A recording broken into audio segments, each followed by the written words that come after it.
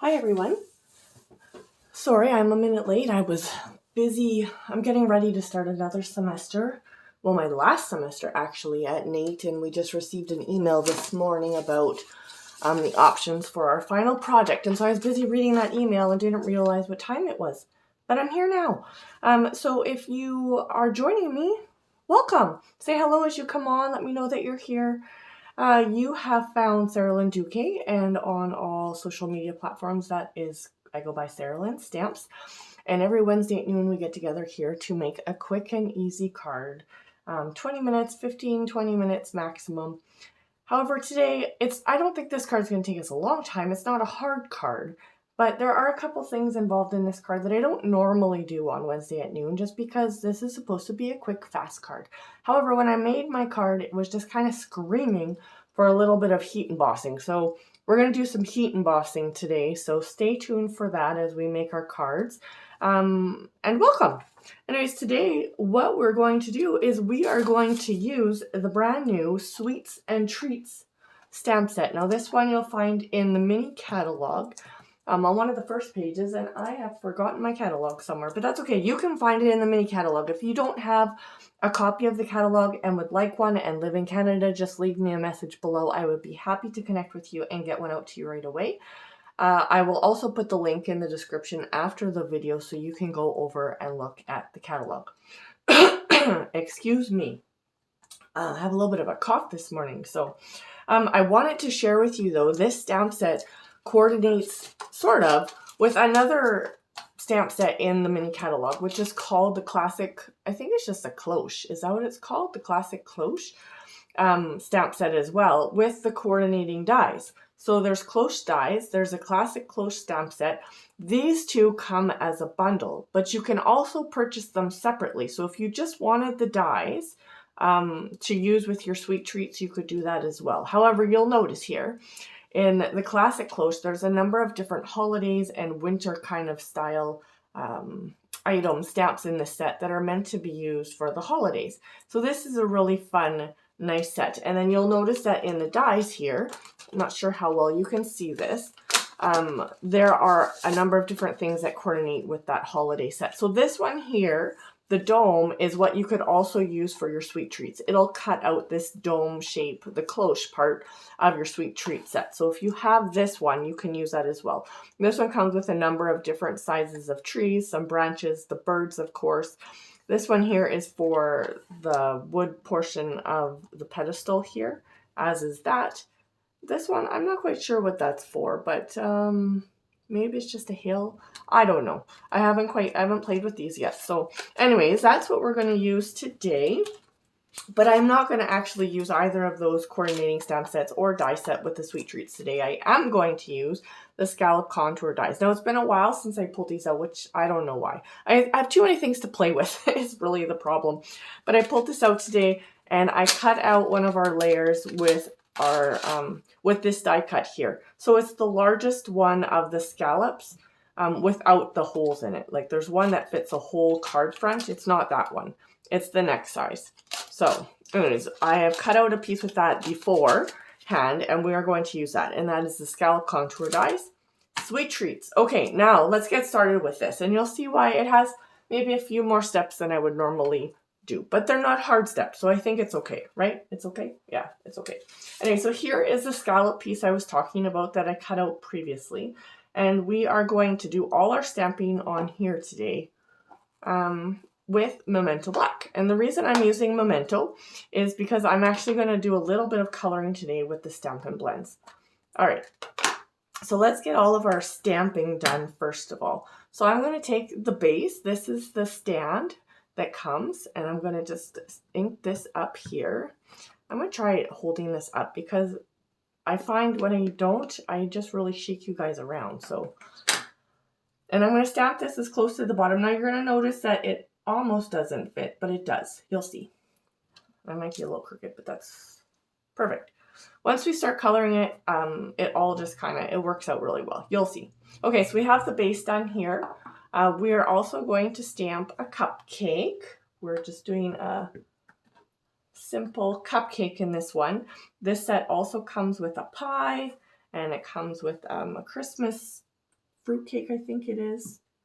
But because we're using the photopolymer stamps, you can see right through them, and so you can see where you're going to be stamping. All right, we've got a cupcake here just on top of our stand, and then I am going to stamp the cloche over top of my cupcake just to kind of fill up this piece of paper a little bit nicer. Okay. All right, so I might get my head in the way. I'm not sure exactly where you guys are at, but I want to be able to eyeball where I'm going to stamp this right over top of my cupcake and lining up with my bottom. See? It's super easy to do. Super easy to line up this set for sure. And the lines are a tad bit bigger, so if you don't get it, if they kind of overlap, they work out well because there's not like, they're not so fine that if they don't line up, you can really tell. Anyways, there, we've got our Memento Black stuff stamped, and we're going to do a little bit of coloring with this today. So, sorry, see what I mean by kicking and hitting you guys? All right, so what I'm going to do here with this is I have got my cinnamon cider stamping blends. And actually, I was thinking of changing that for this card, and you'll see why. I might pull out my grays. Let's see what we got here. This here is the gray granite. Let's use gray granite for this card. And I made another version that I want to show you, but I want to start by coloring in my base. I'm going to use my brush tip on my Stampin' blends, and I'm going to just color this all in, sort of as if it was like kind of a silver tray. So I'm coloring this all in with the lights first, the top and the bottom of this. And then I'm going to go back in with the dark. See how quick and easy that is? You don't even have to really get right to the edges because as it settles into the paper, it blends out. And you actually don't want to get too close to the edges. Like this has a nice thick border, so you're going to be fine. If you had a fine detail and you get right to the borders, you're going to see sometimes it'll even seep past your borders. So you kind of want to stay away from that. Now I'm going to take the dark and I'm going to just highlight areas where I think that there would be a shadow, like right underneath of the tray here. We would probably, and you can see there's some lines here on the side, and I usually kind of follow some of the suggestions of Stampin' Up about where to place my dark. So when you first put it on, you're going to notice that it looks kind of streaky, but as you go, it's going to start settling in and blending in. Now I've just kind of squiggled here along the edges, and I'm going to just go again right here at the sides of my tray like this. And so there's really no rhyme or reason. You can do this as far out as you want or as close in as you like. And then I'm going to go back in. You can keep layering the color on, to get as dark or as light as you want. I'm going to go back in with my light now with my bullet tip. And I'm just going to kind of go over where those colors meet to kind of blend them in a little bit more. I'll mix them in and kind of make those transitions between the colors a little softer. And so again, just have to let it sit for a second. So when you first do it, if it still looks a little streaky, let it sit for a second, and those colors are going to blend and move, and those lines are going to soften. So there we go. We've got a really easy shadow there, and that did not take very long. Again, coloring is not something I usually do on my Wednesday lunch hour either, but this is just such a cute set, and it's pretty easy. We're just doing one cupcake. Now I've got Flirty Flamingo. Again, I've got the light Flirty Flamingo. And I'm going to just color the icing here. And I'll do all the shading after. I've got my light So Saffron. I'm going to color my cupcake wrapper with that. Sorry, I can tell I'm shaking you. Okay, so we've got that. And now I'm going to go back in with the darker of those two colors. And again, you don't have to use the light and dark of both colors. If you wanted to just color it and leave it like that, you can. Or if you wanted to mix and match your colors, you can too. You don't have to use the same ones always. I just find when you're trying to keep it simple, this is a good way to do it. All right, so we've got I followed the curve there of the cupcake to just add a little bit of definition to the icing. And now with the dark So Saffron, I am going to go in. I'm just going to use my bullet tip because it's such a small area. And I'm going to mostly just go along the bottom and up the side like this. Make sort of a kind of a V here so that it's darker at the bottom. And then I'm just going to kind of follow the lines that are on here to add a little bit of color. And again, you can go over it as many times as you want to add as much color as you like. And every time you go over it, you're going to just be putting down a little bit more color. So don't be afraid to do that. Now you are going to notice that your Stampin' blends, they do bleed through your paper. So make sure that you don't do this after you've put your project together, or you may find that it bleeds through to the inside of your card, which you don't want to do for sure. Okay, next step, I'm going to take the pool party. You can do this step or not do this step. Sometimes when you color or stamp onto a white piece of paper, your image can just look a little flat. By adding sort of a rim of just light pool party around your color, it's going to help it to pop off the page and have a little bit of definition. So you absolutely do not have to do this step, but it is something to consider when you want to take your projects kind of to the next level. And you literally just go around your project like this. I'm using my brush tip. You could use your other one as well. And you're going to just color around, sorry, I don't know if I'm in the camera here, around the edges of all of the stamped areas. Now underneath you could put a table or something under there, but I'm not going to for this. And I'm going to just again go over where the lines are on the glass as well. So there, let's do our cupcake.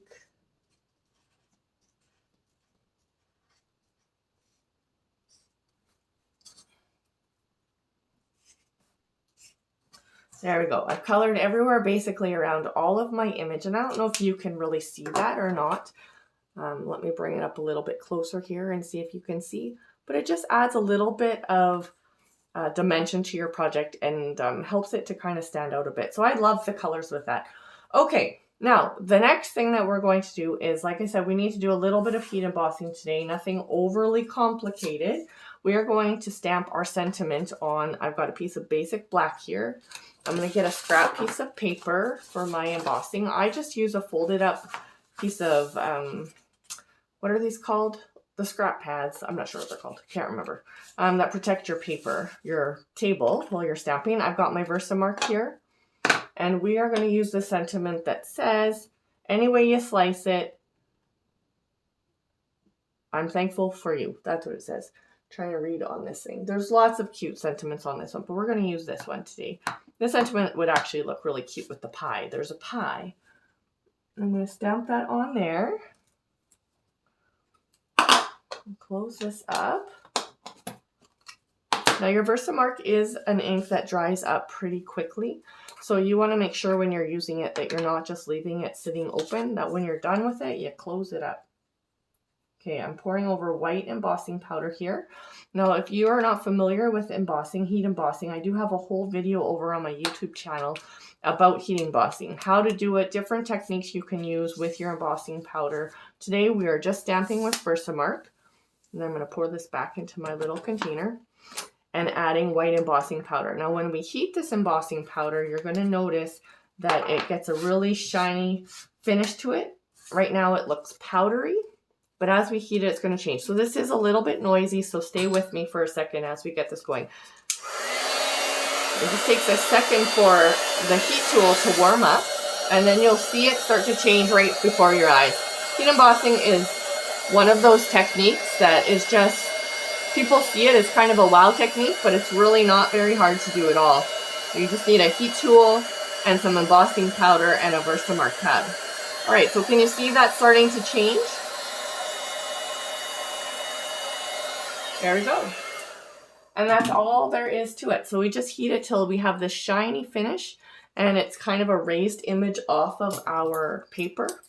Now what I'm going to do is I'm going to fussy cut this out. You could just cut this off straight if you wanted to, but I just kind of like the way that it looks. And once you get the idea of some of these simple cards is once you get some basic ideas of ways that you can kind of step up your card from basic stamping, you can implement these in any project. And one fun way to do that is with embossing your sentiment or your images.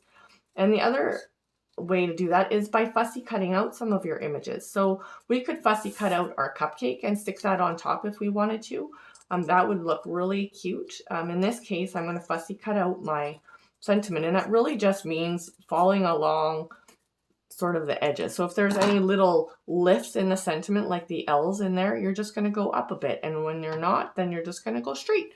So we're going to stick that onto our project like that. So easy peasy. Now, let me show you our gorgeous paper here. So today we are going to pool party it. I have gotten a piece of pattern paper out of the pattern party paper pack. That's a lot of P's. That is one of our hostesses' benefits or bonuses this year in the annual catalog. So this one I have cut to measure 4 1/4 by 11. We're going to fold that in half. And we're going to give it a nice crisp edge here with the bone folder. Here it is. Just using it this morning. And now we've got our card base. So I've got 2 pieces out of that same pattern paper pack. And I'm going to take my seal here. I'm going to add some seal top to bottom. And this one is just cut 1/4 inch smaller. So this measures 4 by 5 1/4 inches, this piece of pattern paper. This piece here measures 4 by 1 1/2 inches. So I'm going to also just put on the back of here a little bit of adhesive and add this down here to the bottom. Oh, wait, sorry, I lied. This is 4 1/4. I thought I cut it to 4, but I didn't cut it down. That's okay.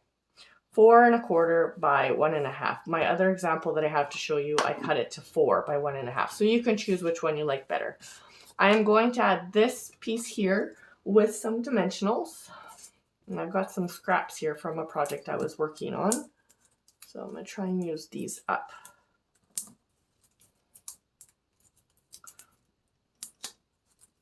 They just kind of tear.